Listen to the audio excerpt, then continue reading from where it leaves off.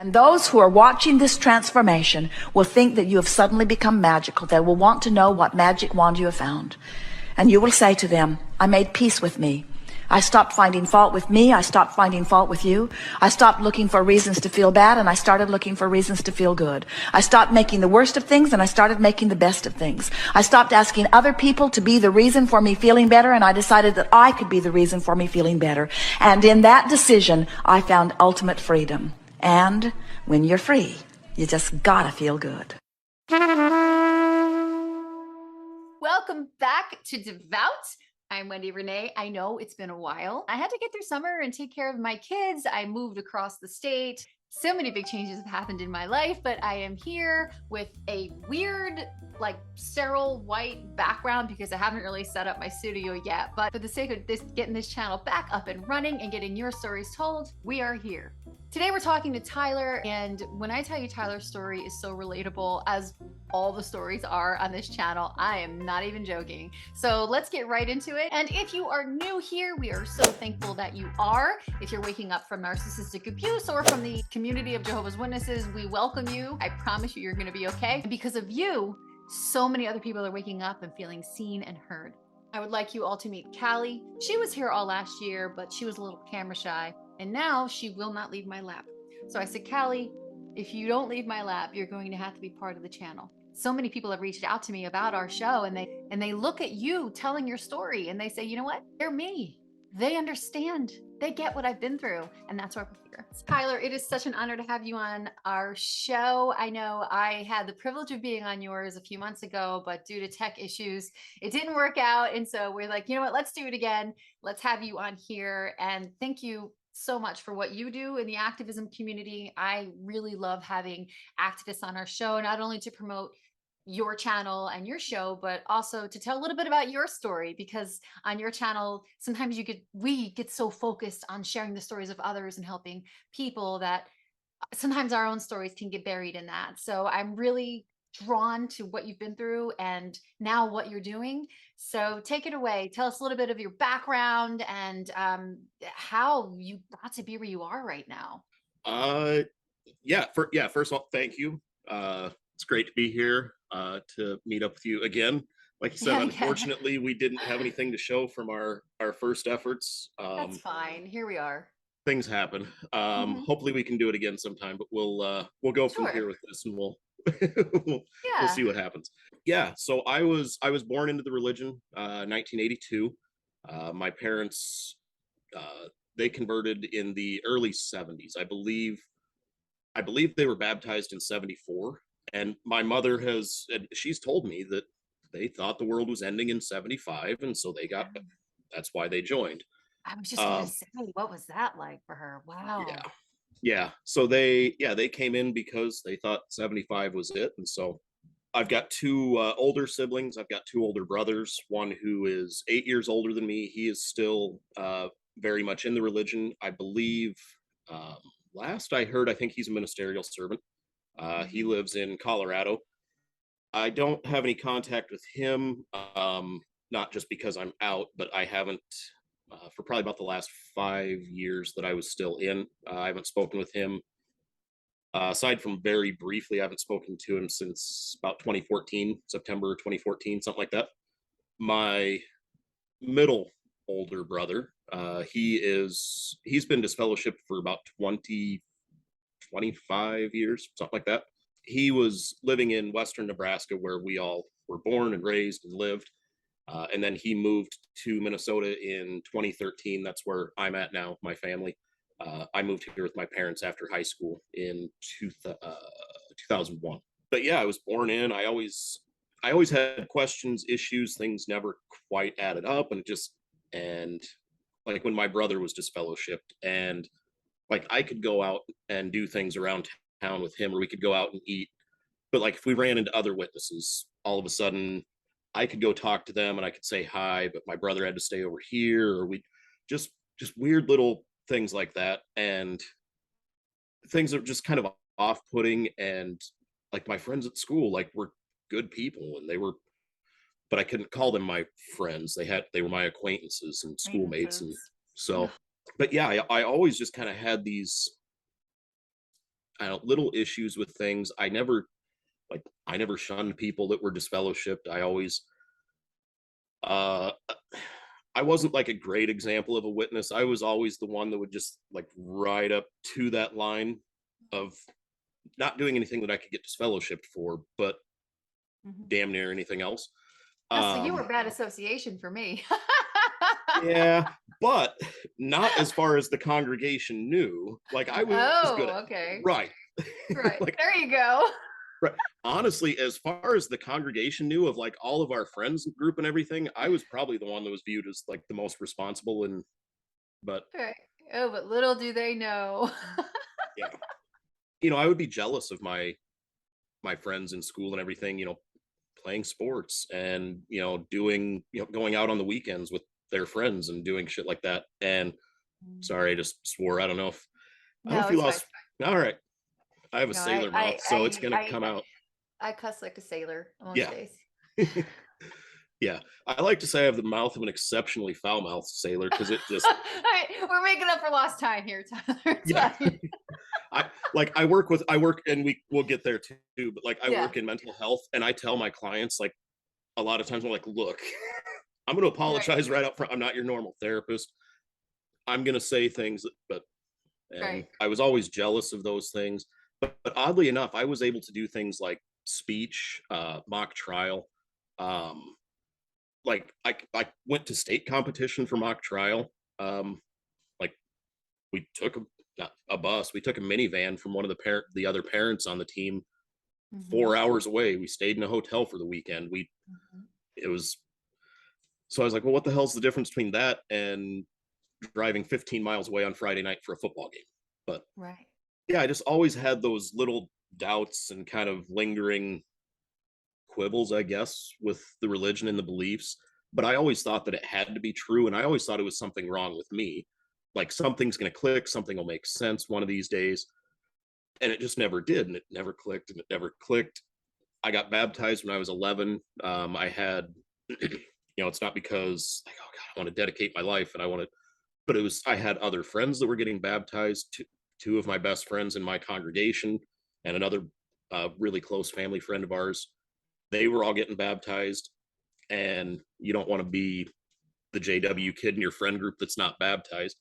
Right. And plus, I was a year younger than all of them, so it was like a gold star for me. Like you guys, I'm extra spiritual now. But so yeah, I mean, I was 2 weeks shy of 12, and I got baptized, and all that time it never made sense. And then I graduated high school, moved to Minnesota, met a girl, as JW kids do, young. We were both in our late teens, just finishing up high school, and we were married about a year later.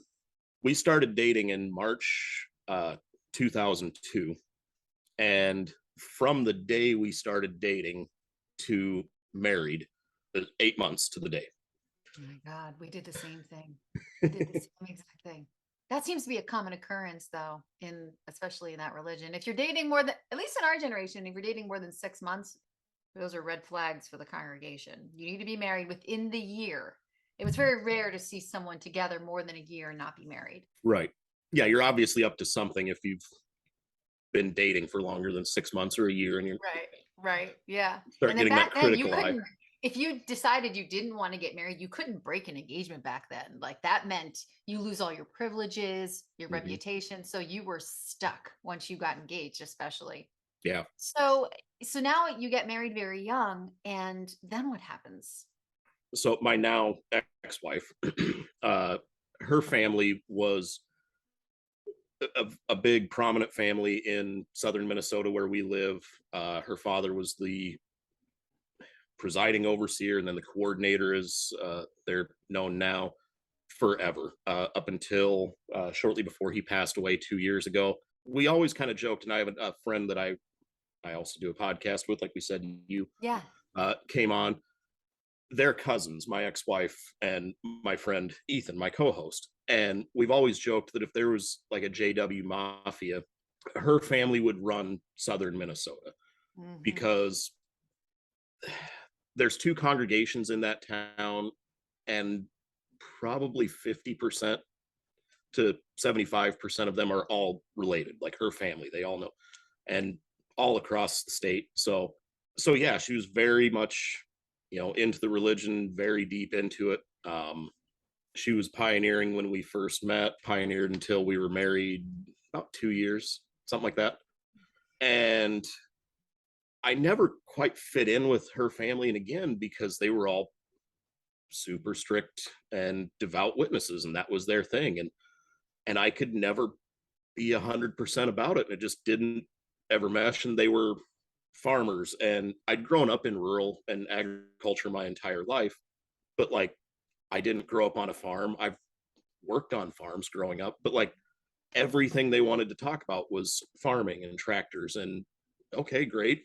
And I can do that for 5-10 minutes, and then I'm so Right. like I never really fit in with her family. And she always gave me a lot of shit for that. And it wasn't for lack of trying. Like I loved her family. I still do. I think they're great people aside from the shunning side. But yeah, like I just never could quite, kind of mesh with that. And it became more difficult a couple years later. We had kids, again, as young JW kids.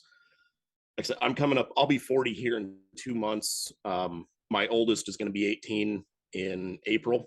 My youngest is turned 15 in June.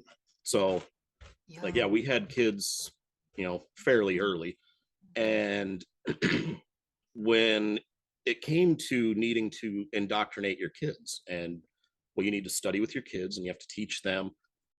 And so it was really nice when like it was kind of the downfall, I think, for the religion, when the governing body started doing everything basically video based, and came out from behind the curtain, and kind of the JW broadcasting era started.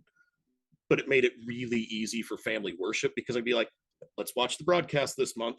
And Right. it's like, Right. and all of a sudden I'm a good JW parent because Right. I'm studying with my kids. And so like I said, my ex-wife and I, we decided we'll do like the broadcast once a month. We'll do like a Bible reading once a month. We'll do another video once a month, especially when they were younger. And then we would do like one like watchtower or book study kind of study per month. Fortunately, was always kind of lucky to somehow miss that study one of the month. Right. Right. So, but we did the videos all the time, and we watched the videos with the girls, and worked on indoctrinating them. But I was never like, I never pushed it. I never really pushed them into anything. And as they got older, and people are like, well, you need to study with them, towards baptism. You need to start working on them, like, okay, I couldn't teach my kids something that I didn't fully believe myself. If I wasn't 100%, believing, I wasn't going to be hypocritical, and I wasn't going to teach them something that I couldn't back up. So I legitimately, probably 6 years ago, 5-6 years ago, something like that, is when I decided, okay, I've got to figure this out. I've got to make it click, because I still wanted to believe that it was the truth, even though I had you were PMO at this point, it sounds like. I was Or not quite. The new I wouldn't say, yeah, I wouldn't say I was quite mentally out. I was mentally like maybe questioning, but like I thought it was true. I still thought there was something wrong with me. And so I'm like, all right, I got to dive in, figure this shit out, and make the truth my own so that I can teach it to my kids. And fix myself. Right. So now you're a parent, you're a husband and a dad, and all these people are relying on you to get them into the new system, because apparently the sins of the father are now the responsibility of the sins of the family. So yeah, continue. I thought there was something in the Bible that says they're not supposed to. I mean, actually. yeah, you would think. Right. Well, what do we know? There's also something upon like the third generation and the fourth. Yeah, who knows?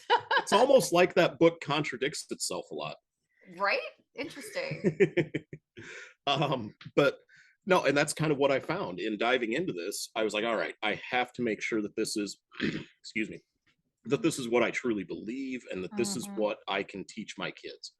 Mm-hmm. And so I like to think that I actually went into it with the intention of like, no, this is true and I'm going to prove it. Right. And I ended up proving the exact opposite. And I was like, oh shit. like, like it Oh. just kind of things started to unravel because I was like, you know what? I've hit all of the prescribed resources already. I've exhausted jw.org. I've read everything. Mm-hmm. I've got to get some secular opinions. I've got not apostate opinions, but just more secular opinions. And so I So start looking your into, research of the JW doctrine to try and be a better JW started your wake up process. yeah, It's so yeah, interesting how that happens. yeah. Continue. It's, well, I mean, and now like in the back of my mind, I've even, as you know, I've been able to process and look back on things. There are certain events in my life that I can recognize, go, oh, yep, that had a deeper impact than I even knew it at the time, but I'm just realizing now as I work in the mental health field and have sought therapy and counseling myself for my own mental health issues, you start to recognize a lot of those events that were either traumatic or impactful in a good way to Mhm. your character, even if you didn't notice it for years to come. And yeah, there were things when I was 13 hanging out with my disfellowshipped brother that now looking back, I'm like, oh, that's what. And I realized, yeah, disfellowshipped, non-witness people are not bad people. And so, and now I don't remember where we were at because that just got. You were talking about how you were trying to do better. And so yeah, you were reading the literature, and then sure. that ended up not being enough for you. That didn't Yeah, it just didn't satisfy. satisfy you. And so I've always been kind of a natural scientist. I'm finishing up my master's in clinical mental health counseling here in a couple of months. But yeah, I've always kind of been like the natural scientist, and I've always wanted to like understand how things work. And so Mhm. I've only gone into the mental health field in the last two years. My associate's degree and my bachelor's degree are both in computer science. Like I've always been like I've done, I have a degree in web development and computer science building iOS apps for iPhone and iPad. Like that's what my bachelor's degree is in. So a departure from what I've done previously, but like I always want to understand things and I like numbers and I like math. And so even trying to figure out their whole 1914 and 607 and 2,520 years and 7 times and all of this shit in Daniel that I was like, and so I remember an article in 2010, 2011, where they backed up their claim that Jerusalem was destroyed by Babylon and by the Babylonians in 2000 in 607 BCE. Right. And again, always wanting to believe that what I had been taught was the truth and that this is correct and right. I had always just assumed that that was right. But then when I start looking into a lot of these resources and references and things, realizing that a lot of them are taken out of context. And one of the things that threw me is at the beginning of that article, it's a two-part article series. And it was like, I think it's called When Was Ancient Jerusalem Destroyed, part 1 and 2. But right at the beginning, there's a spot that, like, little asterisk that says, none of the experts quoted in this agree with our claim that this happened in 607.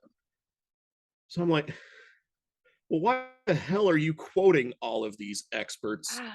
to support your claim for 607 and then saying, yeah, but they disagree?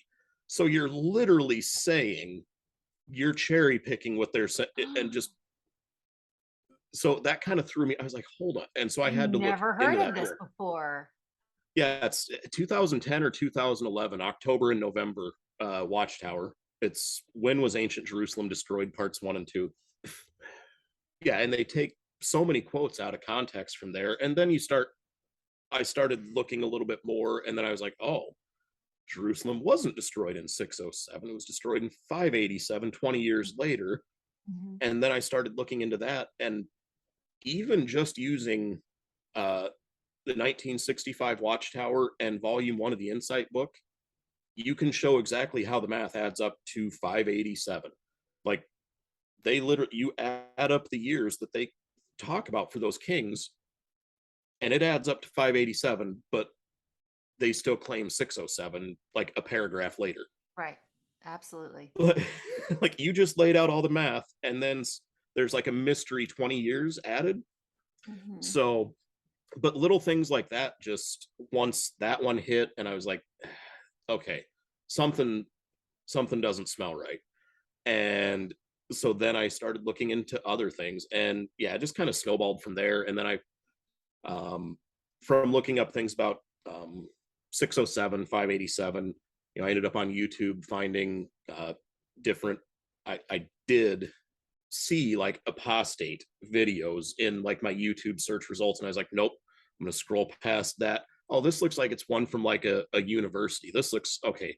So I'll click on that, and I'd try to do stuff like that. And then when I'd see all of these results from, reputable sources saying, nope, 587. And then I would see all of these apostate sources saying 587. I'm like, well, so it seems like they might be right about that. And so I'd click on it, and then it just kind of snowballed from there. And that, I would say, kind of deconversion process at that point. That was 2018. And I would say May or June of 2018 is when I kind of started like looking into things a little bit more. August 15th is the day that I just went, oh shit, I'm in a cult. Like, That's how it happens, right? Like, clicked. it's never one incident. It's a bunch of incidences that lead you to that one moment. And everyone that I speak with remembers that one moment of, oh my gosh, it's not the truth. That's what it Mm-hmm. was for me. Yeah. Yeah. Yeah, I can't remember exactly where I was at, but I was driving somewhere. I live in the Twin Cities in Minnesota, and I was driving somewhere in, I think, St. Paul, and I was talking with a friend of mine on the phone, just in a lot of the things that I had read and heard, and was still kind of questioning, but I was starting to realize I don't think this is true. I don't think this is right.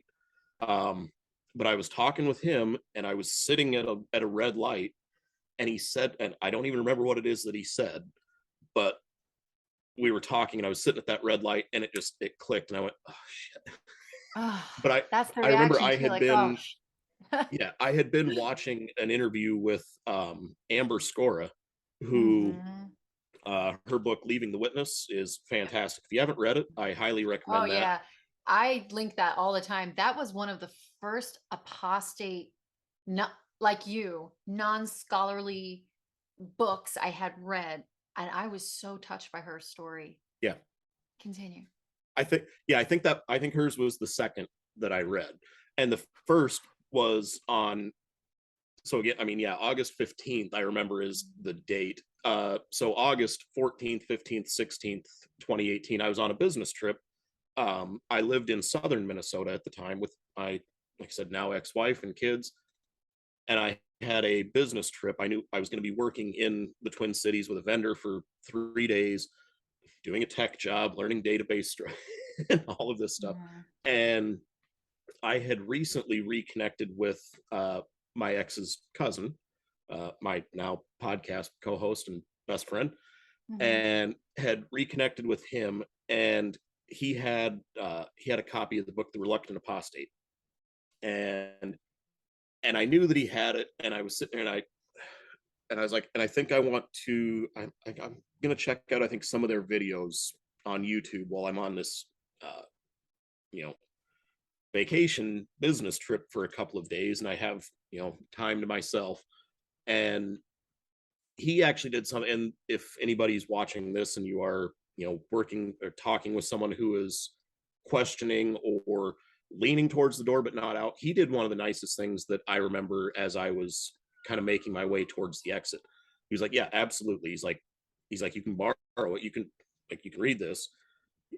He's like, but I'm only going to let you borrow it if you're like comfortable with knowing things about your religion, because you can't unlearn things. And once you start reading this, you're not going to turn back. Mm-hmm. And your That's life's what going to be Crisis of Conscience did for me. right. And Big that was time. the second book that I borrowed from him, was Crisis Mhm. of Conscience. But I took the Reluctant Apostate, and I was like, oh shit, okay. Well, I took the book from him and I left, and I went on this business trip for a couple of days. Like, it was only like 2.5 hours away. But I started looking through the book and then watching videos on YouTube uh, that Monday night, and it just rabbit holed, and I kept watching videos and kept reading, and it was just, all of a sudden it's like 3 a.m. and I'm like, shit, I've got to be like, I've got to Everybody be at describes that rabbit hole the same exact way. Like it's yeah, 4 o'clock in the morning and your bloodshot eyes, you're like, yeah. I gotta take care of my kids, but I can't stop watching these videos. Right. For me, it's like, I got to be at the office in like 3 hours, and everyone's going to think I'm hungover. And I'm like, I swear to God, I'm not. But I, And just know that if you're watching this at 3 in the morning, Tyler and I have been there where you are right now. We are cheers. 100% on your side. We get it. You will come out on the other side of this. Okay, we promise. Yep, you'll be all right. Yeah. Yeah, but I remember I went that Monday, Tuesday, Wednesday. I left on Monday. I started looking at some of these things. And again, I had been leaning towards the exit. And then it was the next afternoon. We actually let out early from the vendor that we were working at in this training. And so I had a little bit of extra time. And I was driving back to where I was staying. Coincidentally, my ex-wife's parents' place. They were out of town for the weekend, or for the week. And so I had just like YouTube like playing in the background through my stereo or my radio in my car. And I had that Amber Scora interview playing, and that was it as I was driving home. And one of the other videos that was on that channel at about the same time is why child indoctrination is so dangerous. And because I had gone into this trying to prove things right for my kids, and now I'm like, oh, uh-oh. Like that really, it just like it clicked. And it was that Tuesday afternoon, I was like, I'm in a cult. So that was kind of my, I guess, awakening moment. And yeah, I wouldn't divulge any of that to my now ex for about about almost 4 months after that. So then, yeah, I was completely Pimo then. Like, I was like, nope, like never going back, never again. From August 2018. And then I was supposed to have a judicial committee, because I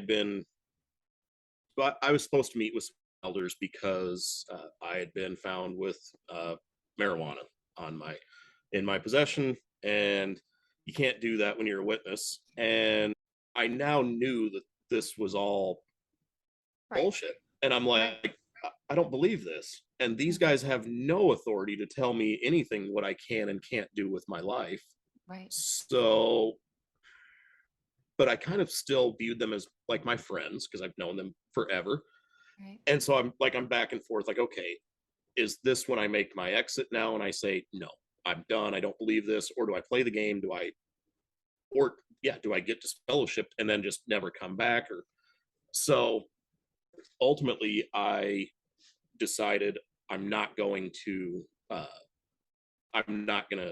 to this judicial committee. And I was like, nope. I came home from work that night and I had to hurry up. We lived right across the street from the Kingdom Hall, basically. It was like right there. You could stand in the corner of my yard and the corner of the parking lot and throw a football back and forth. Like, it was that close. And so I knew I had to get home from work, hurry up, change clothes, get to my judicial committee meeting. And I debated the entire way home if I was going to do it or not, if I was going to, play ball, or if I was going to say, nope, I'm out. And got home and walked upstairs. My ex-wife, she's sitting on the couch watching TV. She's on her phone. And she's like, hi. And we hadn't spoken a whole lot since about a week and a half prior from the incident that I was supposed to go talk to the elders about. That's a whole other story. And she Mhm. had a lot of like silent treatment, kind of is how she handled a lot of things like that. And so I got home from work. I went upstairs and should have came downstairs 5 minutes later in a suit and tie. And I came downstairs in my pajamas, like sweatpants and a t-shirt. And she's like, are you, she's like, don't you have a meeting? And I said, nah, I'm not going. Wow. and she got this confused look obviously on her face, like, what? And so I was like, yeah, I'm not going. She's like, what do you mean? I was like, give me a second. And I had to leave, like, because that was one of the most nerve-wracking moments of my life. And I'm sitting there and I'm just like losing my shit. And I'm like, yeah, give me a second. It's like I had to go to the bathroom to like gather myself for a second and then go back and like continue and be like, yeah, I don't believe this anymore. I don't think this is the truth. And it just went from there. And it was not well received. Naturally. Right. It happens. But yeah, it was, things with her took a turn south immediately. So I'm so sorry.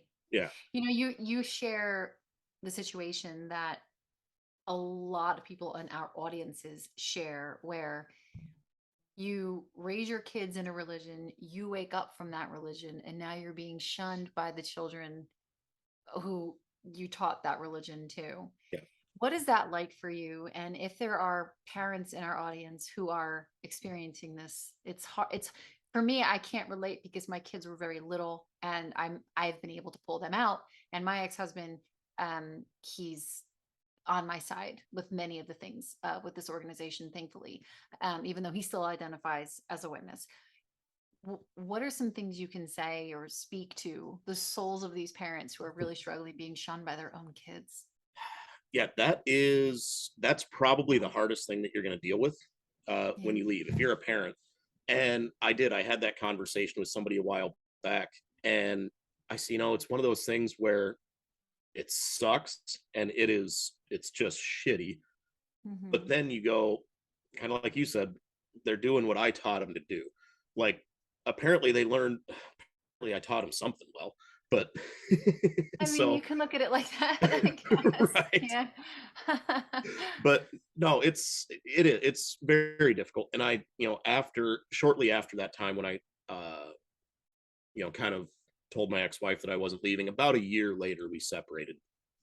And Mhm. yeah, I didn't, shortly after we separated, both my kids blocked me. I didn't have any contact with either of my kids for almost a year and a half. So I finally, yeah, I finally got to see them again end of July. Yeah, so I saw my kids end of July for the first time. My oldest I hadn't seen since January the previous year.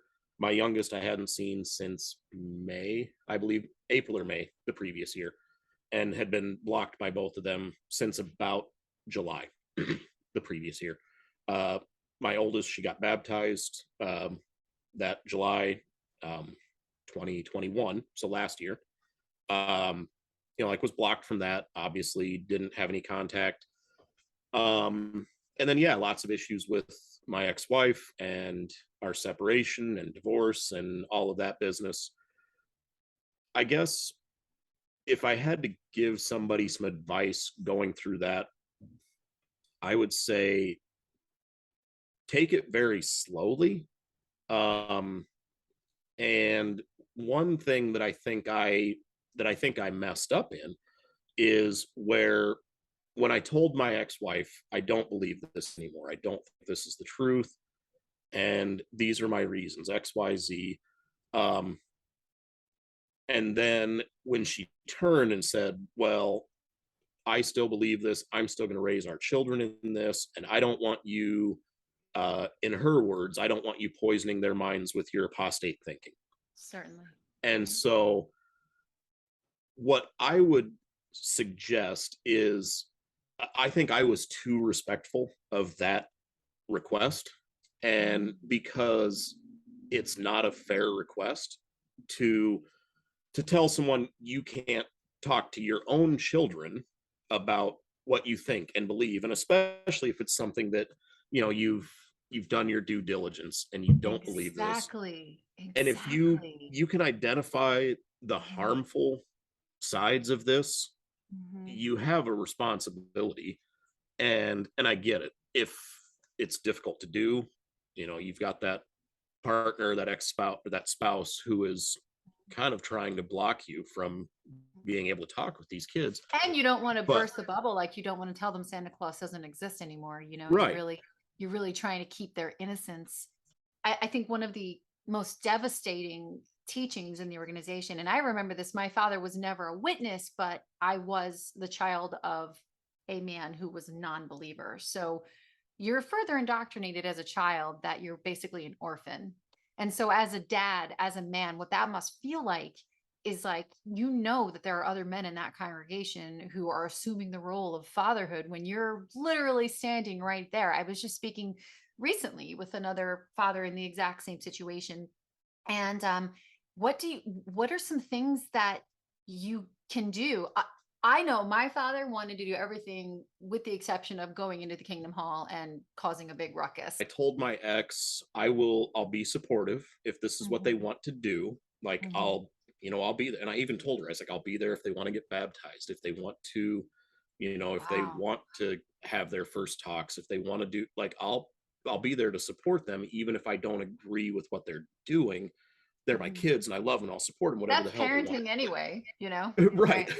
Right. Like, Right. it's kind of our jobs to raise Right. them to be their own people. If we're Exactly. raising them to be clones of ourselves, we're doing Mhm. it wrong.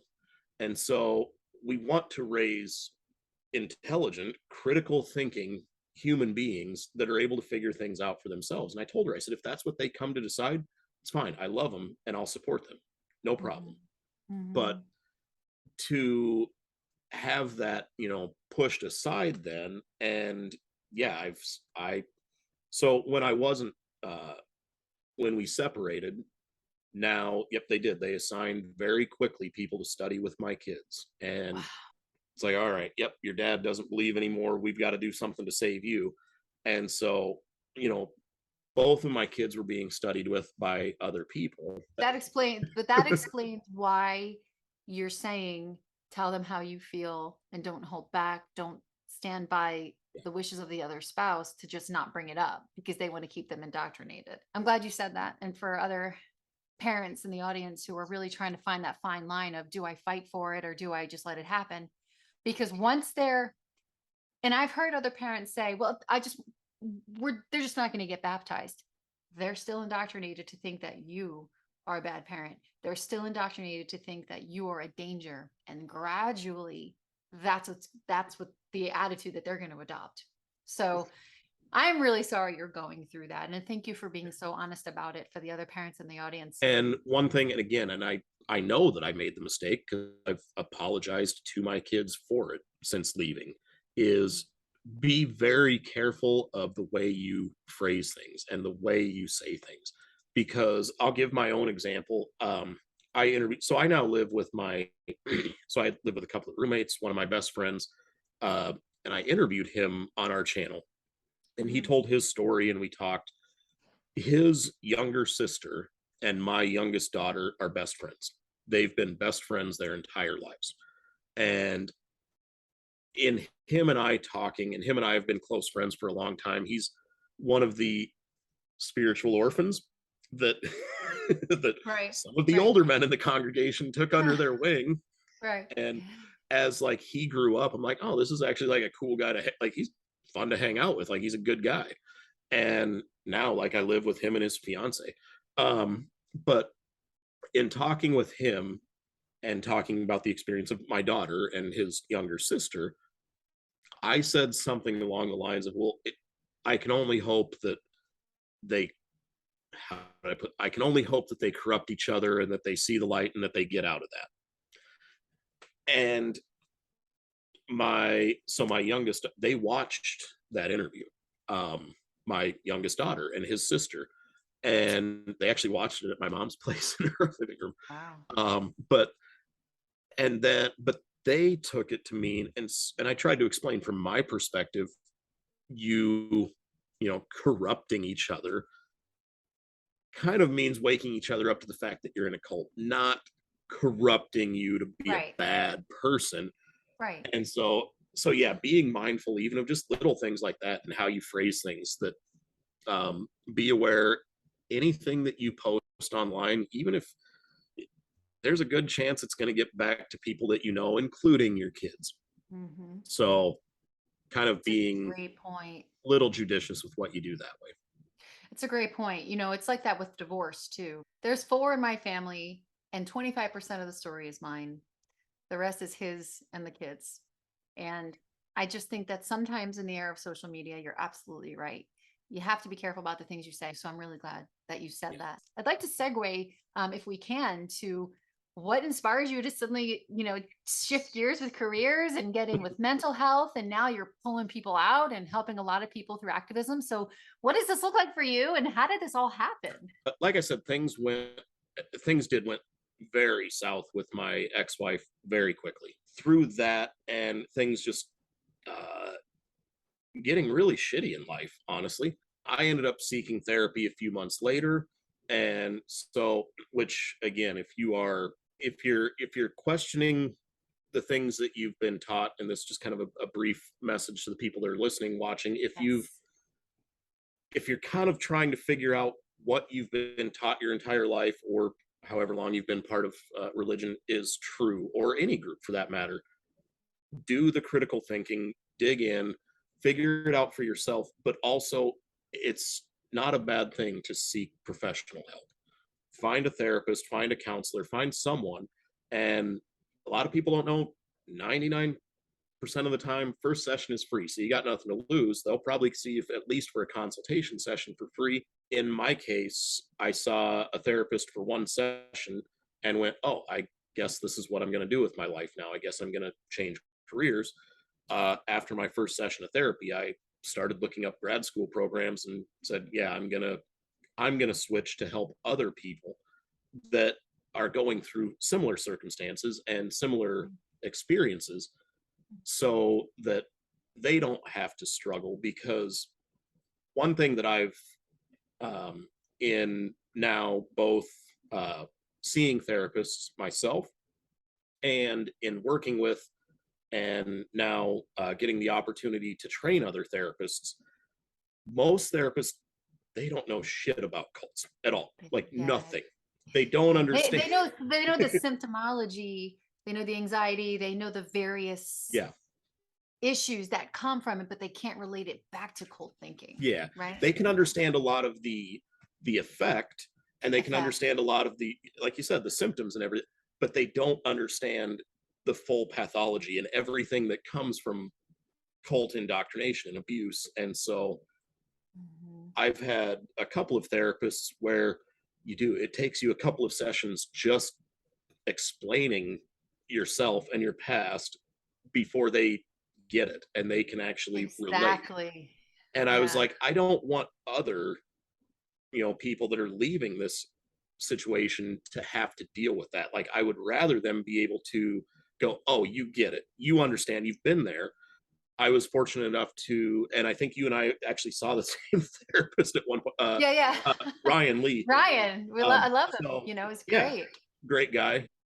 I had been in therapy a long time before meeting Ryan for postpartum depression and other issues, which I know now were related to trauma and being in high control religion. But I had met Ryan knowing that leaving a cult requires a specific type of counseling. So that's why I talk about it so much, for people to see someone who understands that. I'm glad you're saying this. Yeah, and it is. It was kind of funny. I had just a quick story about the last therapist that I was seeing, and I haven't seen a therapist now for a couple of months because insurance issues and this and that and all the other things that play into that. But I was seeing a therapist a couple of months ago, and he didn't understand the XJW, the cult mindset. And so in a couple of sessions with him, we were talking, and I don't know if you're familiar with the allegory of Plato's cave. And so essentially it's, imagine that you've been born and raised in a cave your entire, so darkness, you can't see anything, but everything that you need to survive, food, clothing, shelter, everything is in that cave and everything's provided for you. One day you're stumbling around the cave and you find a door and you go, what the hell is this? And there's light. And you step out and you're like, what the? And there's an entire world outside this cave. And there's trees and there's flowers and there's animals and there's birds. And you're like, what the hell? And you go back into the cave and it's dark. And you find your people and you're explaining this to them. And they think you're nuts because that doesn't exist. It's not real. And so he kind of used that illustration. He said, with you, he said, if you're leaving a cult situation like that, it's kind of like you step out of a cave and yeah, it's beautiful, but you're also stepping into a shitstorm. And I'm like, yeah, that's pretty accurate with all of the trauma and abuse and everything that comes with it. Being able to navigate that, it definitely takes some help and support, whether you can reach out to someone professionally or finding a support network is huge. But again, even in now, like I said, working in the mental health field, and you have to do continuing education. And so we've got training sessions every month with our entire team at work. And I was actually fortunate enough back in March to lead a continuing education session and gave a presentation on working with victims of cult and religious trauma. And so was able to kind of shed some light and give some insight to these other, professionals who I work with and are great. I work with an amazing team of diverse mental health professionals, one of which is actually an ex-JW. And so it was very cool connecting with them and meeting them. And now at the end of that presentation in March, this coworker, the one who is an ex-JW, they said, we were taking questions, and their question is, can we get part 2? So I said, wow, sure, let's do it. And so I was fortunate enough last Thursday, so 9 days ago, I think now, this being recorded, myself and that coworker who asked for part 2, we gave an updated presentation of working with victims of cult and religious trauma, part 2. And we spent an afternoon training these other professionals how to work with victims of cult and religious trauma and the different, the demographics that they'll be working with, whether you're dealing with ones coming out of indoctrination who have been told that higher education is a terrible thing their entire lives and they shouldn't do that. And as a result, they're dealing with, being either undereducated or underpaid or whatever, and all of the different ways that can impact someone's lives going forward. So yeah, it's been great being able to get therapy, but also to, help train others to ultimately work with this, very niche demographic better. So man, we are so grateful to have you on our side. And on our last conversation, the one that was on yours, we talked about what someone can do if they're not in the circumstance to go to school, but they do want to be able to be on the side of helping others go through trauma. And you mentioned that there's a course, you mentioned there's ways around that, just to be able to be there for someone. Can you talk a little bit about that? Yeah, so I think briefly I talked with you about certified peer support specialist. Might have been the program that I was speaking about. That. Yeah. And yeah, it really is. It's a great program. And so the company that I work for, they offer it to a lot of clients as a companion service. And so you have to be receiving either and right now, while I'm doing finishing up a lot of my schooling, I do primarily rehabilitative mental health service work. And so it's therapy sometimes without being therapy. Sometimes it's therapy in the forms of doing the practical day-to-day things. Mm-hmm. I've got clients that I work with reading skills, with math skills, with filling out paperwork and just helping them do random, and then empowering.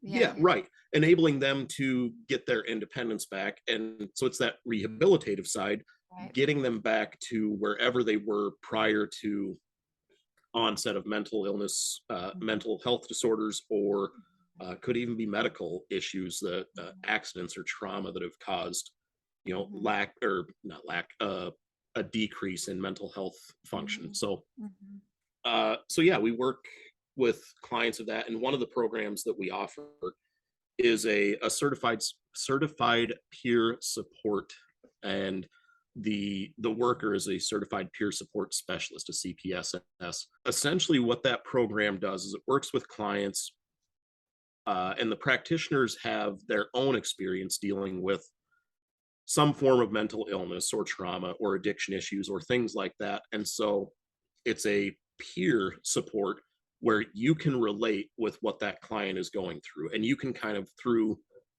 sharing your story and your experience with them, you can kind of build a bond in that therapeutic relationship. And then you can offer a lot of the same supports, whether it's not necessarily always going to be therapy, but it would be a mental health support in more practical. I love that you're talking about this. And then we talked about there's only so far YouTube and podcasts can go. My ultimate goal, my ultimate dream is to be in the nonprofit sector. In fact, I've already have things in motion with starting that, because I currently already work for a nonprofit with a mental health facility. And I thought, what we need as an XJW community is such a niche type of support. I mean, we have teenagers that are getting kicked out of homes by their PME parents, and they're open to this world. They're thrown out into the very world they're taught to be terrified of. Like, we need actual facilities and actual buildings. We need money. We need people who actually care more about the people than they do the algorithm. And that is something I'm glad to have you on, because I know we share this. So where are you in that? And if there's any plans in motion and ideas that you possibly have for something like this?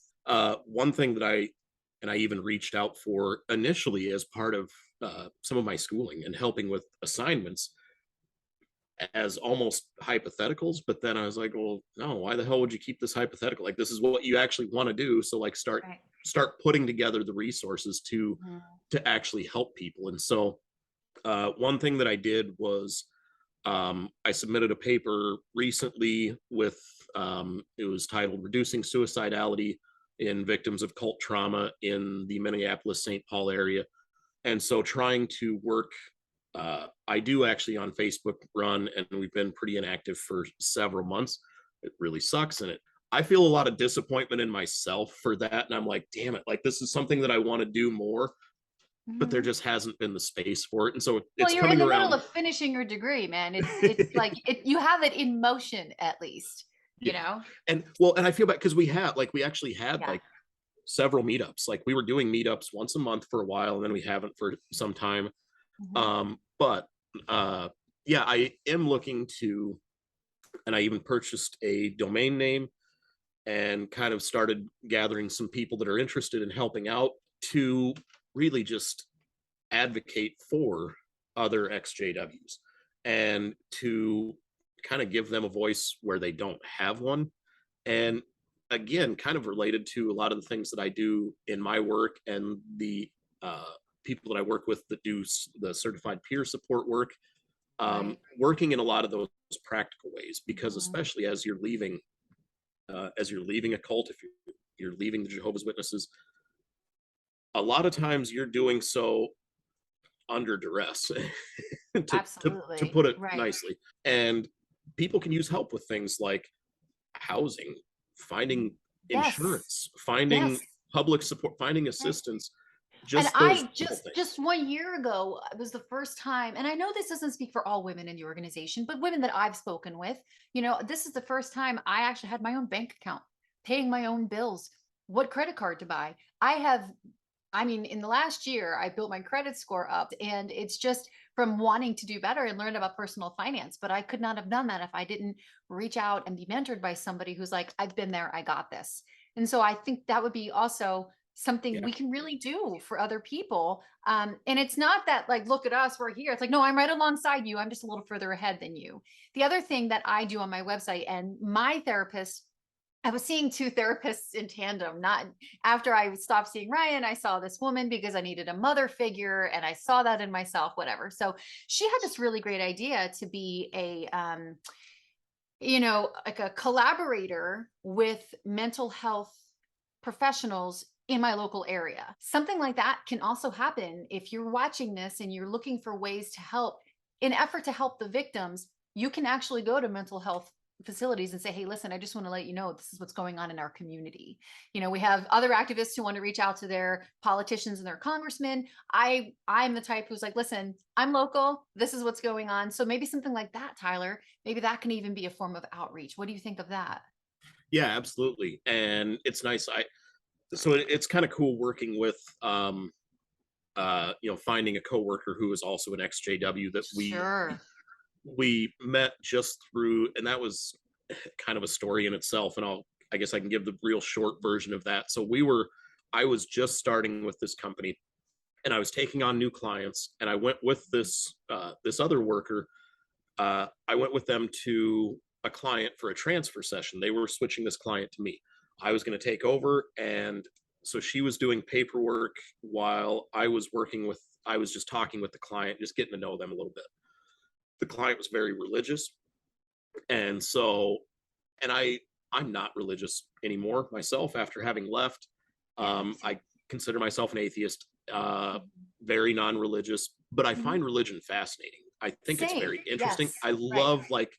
I love understanding what people think and believe and what makes them tick. And so I just asked him, and I said, because I said, I think you identify as a Christian, right? Yeah. So we kind of talked, and I said, tell me a little bit about tell me a bit about you. And my coworker popped up and said, oh yeah, you have this picture of Jesus over on the wall over here. And I said, yep. And she's like, that's a Mormon rendering of Jesus, right? And he's like, yep. And I said, oh, okay, so you're a Mormon. And he's like, yep. And my coworker, they said, like, yeah, I can relate to that. I was raised as a Jehovah's Witness. And I went, what? And so and I said, you were, so was I. And immediately what? And so and she's like, we have a lot to talk about. And so we finished our session with that client. We were leaving, and she's like, you want to go get lunch? I said, yep. Yeah. Yeah. So we went and sat down, we got lunch, and long story short, I actually knew her previous to dating my ex-wife. So I actually met my ex-wife at an assembly in September 2001. And I was introduced by a mutual friend, and she was not interested. She wasn't having it. And she's like, oh yeah, hi, nice to meet you, and walked away. So I was like, I'm at an assembly and I'm 19. I'm still like, I'm like, yeah. Okay. Hey, what are you doing? So I met another person, and we went and we hung out, and we got to know each other a little bit over the next couple of months and whatnot. Come to find out, in spending time with this other person, that their best friend, who we'd spend time at their place, they always had a bunch of other JW kids like hanging out and playing in the basement and stuff. This now coworker of mine, this is her friend's niece. And like, I found like, oh, I was like, yeah, and I was always hanging out over at their place, and there were these kids, and there was this little girl who was about 5. Oh shit. And she's like, yeah, that's me. I was like, oh my God. I'm like, yeah, like I've known her since she was like 5. But then when that connection, I was like, wait, so like your aunt, I'm not gonna say her name on here, and she's like, right. Yep. I was like, and this girl that I was seeing, she's like, yep. I was like, I know her mom, I know her entire family, I know wow. her whole congregation. Like, we've known the same people for, even though coincidentally we lived like 2 hours, like 100 miles apart. Right. So we had close friends in her congregation who coincidentally were in the delivery room when both of our children were born. So like the Holy Spirit directed it, Tyler. Right. So it's a like small world. So now here we are, and you have your own podcast and your own channel. Tell us where people can find you, and if you are open to members of our audiences reaching out to you for extra support. Yeah, by all means. Yeah, please feel free to reach out. You can find me on, I'm on Facebook, Instagram, Twitter. We also have our podcast is on Facebook. Finding Paradise is the name of it. We're on YouTube as well. Search for Finding Paradise Podcast. You can find us on Facebook, and there's a link tree to everything. Yeah, I am looking to put together some more resources for supporting other XJWs. So if you are looking for support, or if you are looking to give support, either way, please reach out, find me on whatever platforms you see fit. Thank you so much. And we'll put all of your information in the description box. If you want to reach out to Tyler, please do so. And we look forward to you being a licensed practitioner in the future to help all of us who are going through this. Tyler, thank you so much for coming on the show, and we'll catch up with you another time. Awesome. Thank you, Wendy. I appreciate it so much. Thank you so much for watching. And if you want to reach out to Tyler, remember all of his stuff is in the, I was going to say contribution box. No, all of his stuff is in the subscription box under this video. And be sure to follow his Facebook page, and be sure to go and like and share and follow his podcast as well, because they do really great work over there. Thank you so much for watching, and we'll see you next time.